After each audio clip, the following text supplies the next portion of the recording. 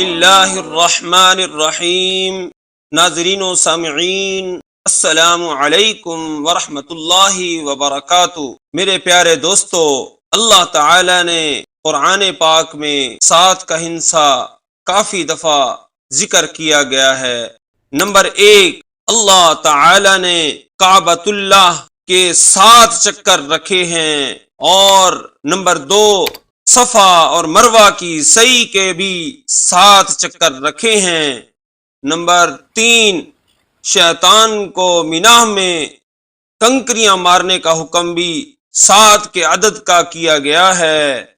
Number 4، اللہ تعالی نے 7 زمین اور 7 آسمان بنائے ہیں۔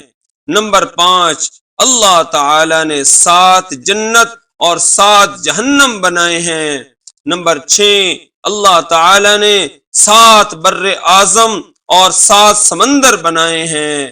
نمبر 7، 5 سال کے بچے کو نماز کا حکم دیا گیا ہے، یعنی جب بچہ 7 سال کا ہو جائے تو اس کو نماز کا حکم دیا گیا ہے۔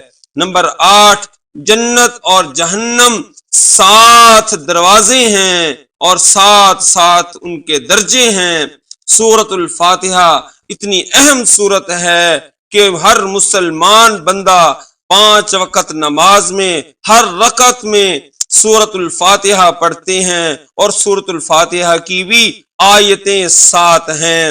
سورۃ الطلاق آیت نمبر 12 میں الذی خلق 7 سماوات ومن الارض مثلہن، اس کی ترجمہ یوں بیان کیا گیا ہے، ارشاد ہوتا ہے کہ اللہ تعالی نے 7 آسمان اور 7 زمین بنائی جس کا انہی کے متعلق حکم اترا ہے۔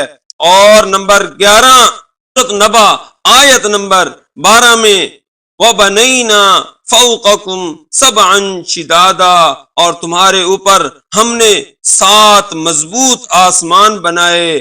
نمبر 12 آیت نمبر 43 سورہ یوسف میں بیان کیا گیا ہے، بادشاہ مصر کو خواب میں 7 موٹی تازی گائیں دکھائی ہیں، اور جن کو 7 لاغر دبلی پتلی گائیں کھا رہی ہیں۔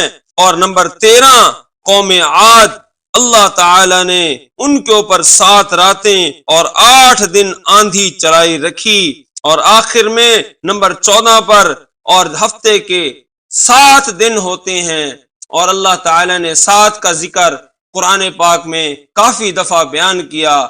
وما علینا الا البلاغ المبین۔